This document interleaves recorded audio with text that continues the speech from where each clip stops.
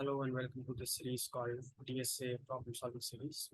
This is first of many videos to come regarding solving problems on board and on in an IDE of DSA. As we all know, DSA is a topic which requires continuous practice and revisit. So the main aim of the series is for myself on personal level is to revisit some interesting problems that I've solved before and problems which cause some problems which require out-of-the-box approaches, and problem which can refresh your approaches regarding certain topics. So in a basic DSA pipeline, you start from array and you have 26 to 27 subtopics. So this will be the structure of this playlist is to go to each of the topics and then solve some questions. So the bigger aim of the series would be we could make a community out here where we can discuss ideas, we can learn from each other. There are always better approaches available. So if we can discuss better solutions, we can discuss better ideas, new ideas. That would be the main aim of the series. What you're about to watch is the first video, which is on arrays problem. So I hope you enjoy it, and I hope you continue with this. Thank you. This is the question. I will hide the answer. Sorry about that. Okay, so this is the question. Given an integer array nums of length n and an integer target, find three integers in nums such that the sum is closest to the target.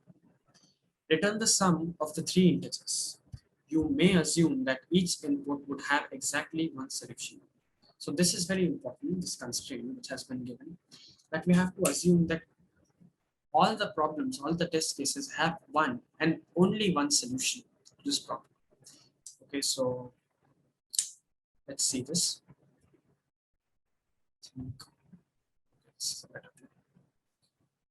So each problem has one and only one solution. I emphasize on this because we have seen problems in arrays before, like the two-sum problem or problem where you have to find out the number of certain combinations. Here we don't need, there's no need to find out the number of combinations because it is given that each problem has only one such set which could be closest to the solution. So let's say if in this given example, the output is 2 because and the target is 1. So we know that no matter how much we try, we won't find three elements such that their sum would be 1. So the target would become 2, and it's quite obvious to our eye that -1 plus 2 plus 1 would be 2. So the point that I was trying to make is that there won't be any other three integers also where the target would be matched. So let's say there won't be a combination where the three of them when summed together would give 2 as an output. So yeah, let's switch to the board real quick to get a look around the approach of this thing.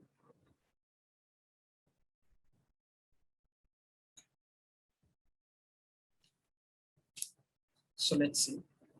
We have been given with vector 8 nums, and we have been given with the integer target. That's what we are already aware of. Let's take the first test case. This is the first test case, and the target is 1. So what the problem is trying to say is that we need to find three such integers out of the 4 or whatever the length of the given vector is, so that their sum is closest to the target. Can it be 1? Absolutely. It can be equal to the target as well. So the difference will be 0, or else the difference should be minimum. So what do we need to do?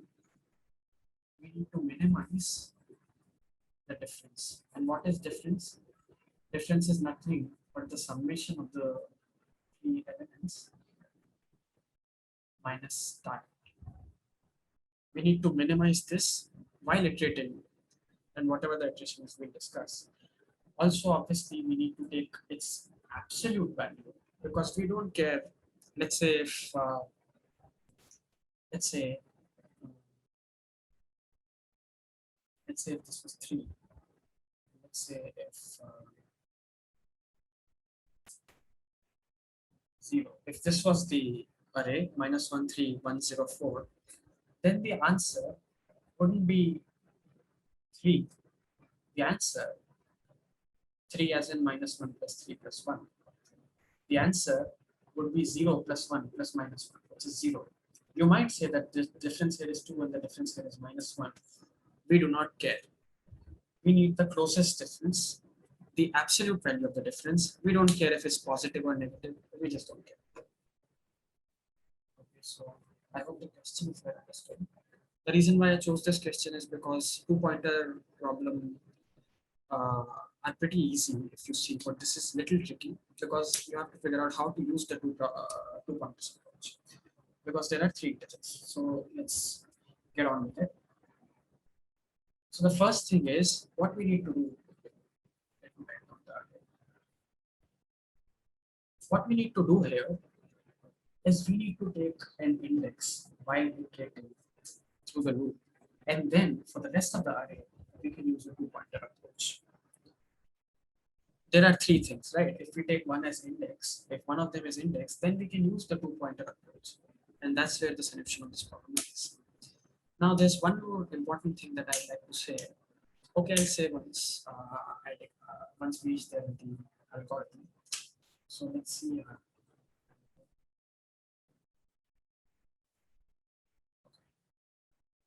So first, we need to. I have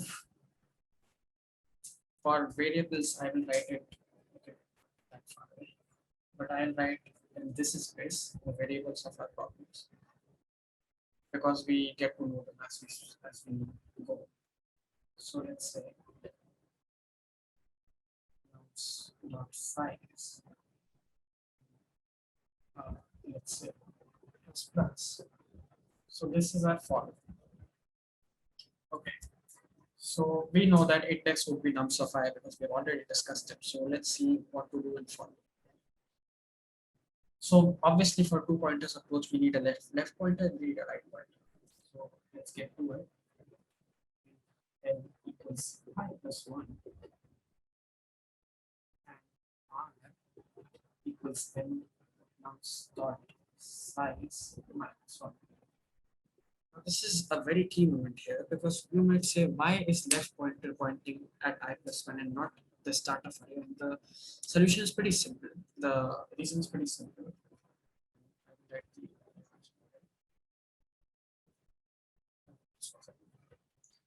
The reason is pretty simple. Let's say if we are at our pointer is at this position, our index is 2.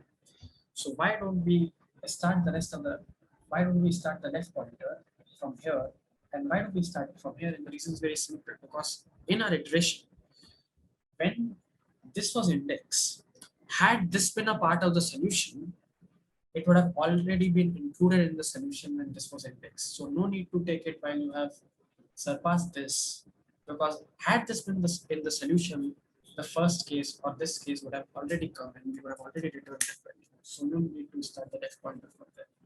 So that was one of the important things. Obviously, before the for loop, we sort the array, but no need to worry about that in the code. You'll see that.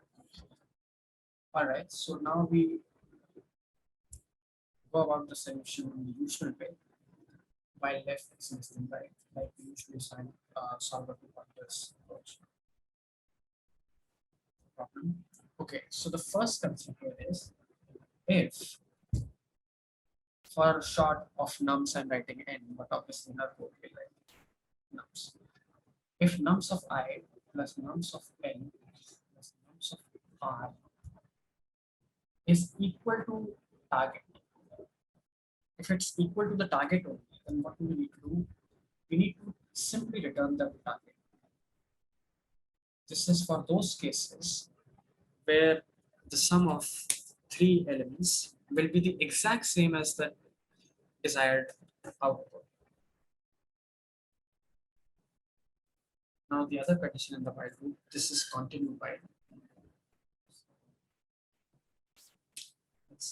So else if, what is the other condition? It's that condition that we discussed, the difference should be minimum. So we need to first declare the difference. So here I'm writing the variables. So difference would be equal to int max. You are well aware why we max, because for the first iteration, when we compare the difference, the first iteration should always be the final value of difference. And because we don't have anything else to compare, we compare it to the maximum element, because whatever you compare to a maximum integer, it will always whatever you compare will always be less than the maximum integer. So let's go about it. If absolute value of nums of I plus nums of L plus nums of R, if it is less than it, and minus target obviously, if it is less than the diff, then A, we need to change the value of diff. So here this will become absolute value of this. And also we need to change the value of answer. So we need to introduce one more variable, declare one more variable before starting this both the loops, which is answer, and then we need to change the value of answer to n of I plus n of R plus n of L. So I hope it's clear. But the constraints do not stop here, because as we have seen in two pointers approach, we need to traverse the pointers as well. So after this if and else if, we will have another if else condition. If n, I'm sorry, if n of I plus n of R plus n of L, if it is less than target, then obviously we need a bigger value. So we will have to point left to the next element.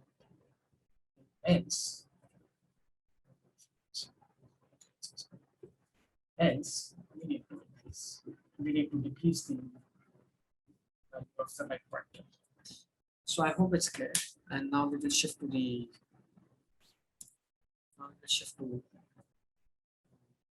coding window, so we will see what's happening there. Just okay,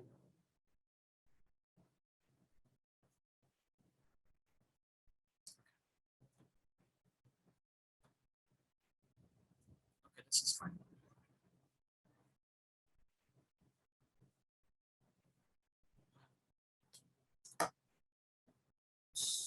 So I code in C++, but the code will be pretty easy to understand, so don't need to worry about that. We will name it some process. This is my code snippet. Obviously, I have to change it a little bit.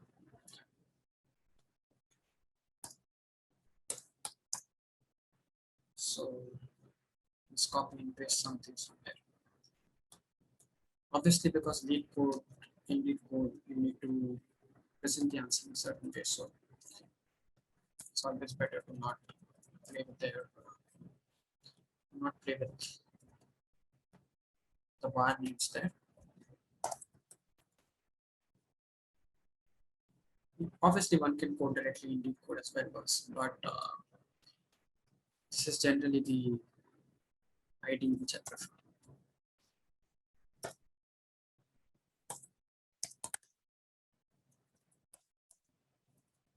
Just transposing it in a way that VS Code understands.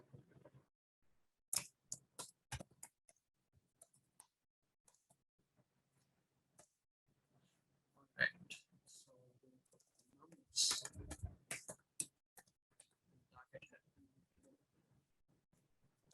so let's see.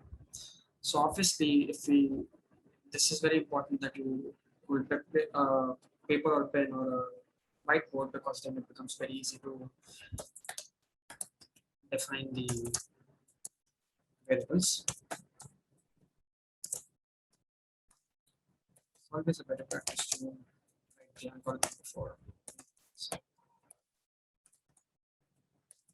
Okay, first things first, we need to sort the array, obviously. So we'll sort nums from beginning to end.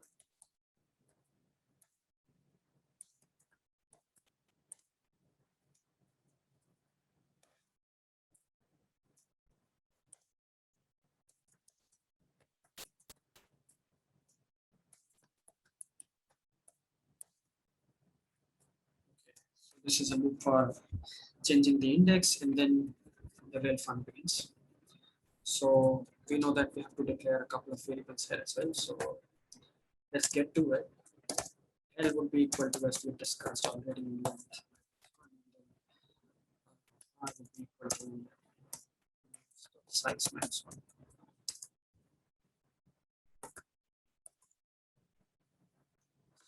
So I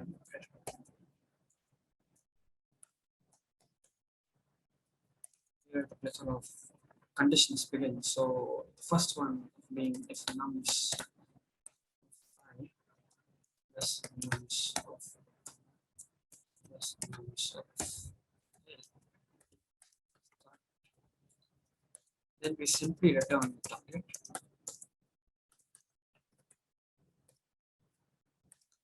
Else if another condition, which is the absolute value of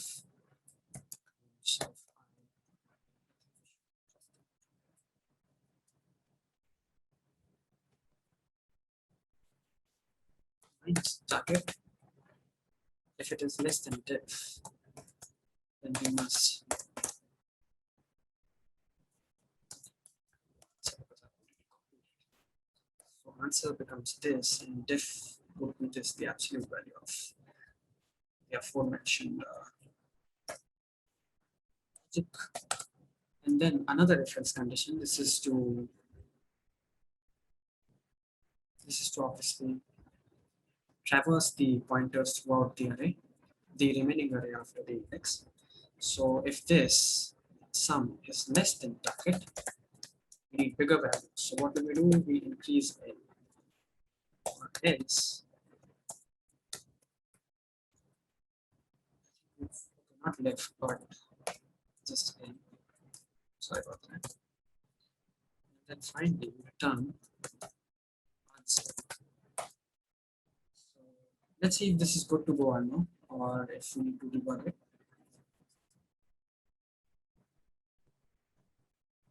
Okay, I think we have forgotten the semicolon. Yeah.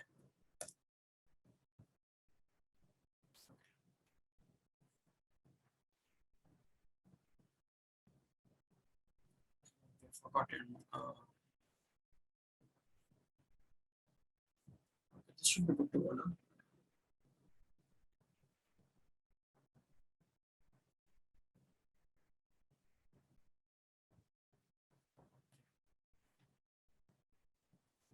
Whenever there are two rows,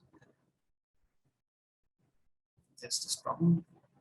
Okay, so answer is 2, which is the right answer as we saw in the Leetcode. So now let's see if how our solution did in Leetcode.